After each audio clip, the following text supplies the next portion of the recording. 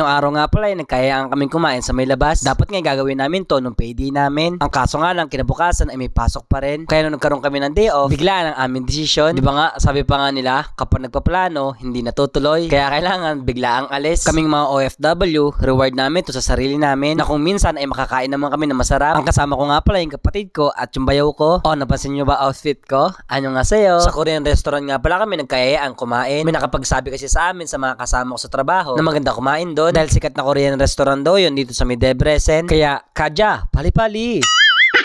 Ang natatandaan ko na sinabi sa amin ng mga kasama ko sa trabaho, dito lang daw malapit yun. Malapit dito sa may malaking orasan, tapos mag-right lang daw kami. Lipat lang ng kalsada. Medyo nakatago nga lang daw ang kanilang pwesto. Nag-Google Map kami, kaso nga lang di namin makita talaga. At habang naglalakad nga kami ay tumitingin kami sa magkabila. Muntik pa nga kaming makalampas. May nakita akong Korean na sulat. Kaya ang sabi ko, baka yun na yun. Oo, tama nga. Medyo tago nga yung kanilang pwesto. Pero kahit tago daw to, ay marami kumakain dito. Naalala ko nga yung sinabi sa akin ng kasama ko na Daon daw yung pangalan. At sa wakas, naharap na rin natin. Open nga pala sila araw-araw. Nag-i-start sila ng 12 PM to 10 PM. O tara mga karepa, pasok na tayo. Excited na ako makakain ulit ng Samji. Medyo matagal na rin kasi. Pagpasok nga namin, sinalubong kami ng mga staff nila na nakangiti. At kita naman sa mukha nila na mabait sila. Yun siguro ang dahilan kung bakit marami silang customer. Nagustuhan ko nga ang pagka-aesthetic ng design ng loob. Gustong gusto ko yung mga ganitong itsura ng kainan. Napakaganda kahit simple. Dito ay meron silang 5 table. Kapag puno na dito, meron din palang underground. Bago nga kami umorder ay nalok muna kami ng soju. At dahil paborito rin to ng mga kasama ko, umorder sila kahit isa. Sila lang kasi ang uminom, ako hindi. Ang pinili namin pesto ay sa may gilid para hindi dinadaan-daanan ng mga customer. Dahil nagbablog nga tayo, baka masagi nila yung camera at baka makaharang lang sa may daan. Kaya dito na lang, mas komportable rin kami. Ang presyo nga pala ng kanilang Samji dito ay 5,000 FT kada isang tao. Kaya 15,000 FT kaming tatlo. Ang baboy nga pala na sinuserve dito ay hindi unlimited, kundi per gram. Kada isang tao ay meron 200 grams. Kaya total lahat ng sa amin ay 600 grams. Anong sa palagay nyo mga karepa? Sulit ba or bitin? Para sa akin, sulit na dahil malalaki naman yung mga baboy. Ang unlimited lang ay side dish at lettuce. Ito ang side dish nila. Meron silang spicy cucumber, sweet na seaweeds, sausage, kimchi, at sweet corn. Habang binubuksan ng kapatid ko yung kalan, may sinisilip siya. Ay rugune, nano kayang sipot-sipata, no?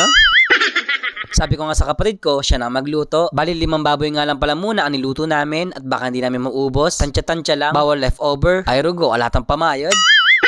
Nagulat nga kami at nagtaka, bakit meron kaming soup? Wala naman kaming in-order. Pero sabi sa amin, kasama daw yun sa may set ng Samji. Uy, ang galing no? Meron pa palang soup. Ang tawag nga pala nila dito ay kimchi soup. Meron siyang tokwa, baboy, onion rings, at saka repolyo. Ito talaga ang nagustuhan ko sa mga pagkain ng mga Korean. Vegetarian sila at masarap yung mga pagkain nila. Lalo na mahilig din ako sa spicy. Ang sarap mga karepa. Hindi talaga nagbabago ang lasa. Kung ano yung mga lasa na kinakain ko sa mga Korean restaurant, ganun pa rin ang lasa. Wala talagang pinagkaiba. Solid, ang sarap. Na-miss ko talaga to. Napasin ko nga na sobrang titig ng bayaw ko sa may niluluto namin. Ay rugune, makakalunod siya, maranop ne.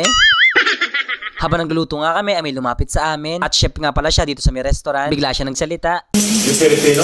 Ang sabi niya ay Pilipino daw ba kami? Hindi ko na pala na-videohan yung pag-uusap namin dahil nakikipagkwentuhan na kami na wala na sa isip ko. Ang sabi niya sa amin, binisita daw siya ng mga kaibigan niyang Pilipino kahapon dito daw kumain sa may restaurant na to. Tuwang-tuwa nga siya dahil nakakita siya ng Pilipino. At alam niyo ba, binabalik-balikan niya kami dito. Tinatanong niya kami kung okay lang daw ba kami, kung masarap daw yung pagkain, kung nabusog daw ba kami. Nakakatuwa no? Konti na lang pala at maluluto na to. Kaya titikman muna natin itong mga side dish nila. Yung mga side dish nila ay simple lang pero pag kinain mo napakasarap. Yung mga timpla nila sa mga pagkain ay sakto lang ang lasa. Hindi mo nga aakalain na simple lang yung side dish nila pero masarap. Malinamnam talaga. Promise. Kinalipit nga ako ng bayo ko at sabi niya ay inumin ko raw to. Hindi na nga ako tumanggi dahil gusto ko rin matikman yung lasa nito. Hindi pa kasi ako nakakainom ng soju. Bali first time ko lang to. Pag inom ko, ganito ang naging itsura ko. Hindi kasi ako sanay pero natikman ko to. Sabi ko ang sarap. Mukhang mapapadalas ah. Tinanong ko nga kung anong flavor ng soju na pinili nila. Masarap pala ang flavor ng grapefruit. Next time pag kumain ulit kami, matry nga ulit. Luto na rin pala sa wakas yung baboy. Kaya tara mga karepa, kain tayo. Sa mga hindi nakakalam, alam niyo ba dati, hindi ako kumakain nito at hindi ko rin hilig ang kumain ng Samji. Pero nung niyaya ako ng mga kapatid ko na kumain sa mga Samjihan, nasanay na lang ako at nagustuhan ko rin. Kaya magmula na hinanap-hanap ko na. Eto na mga karepa, nagsisimula nang dumating yung mga customer nila at napansin namin na halos Korean. Kami lang talaga naiibang lahi. Napapatingin nga sila sa amin. Siguro sabihan din, masanting na rin makalukluk.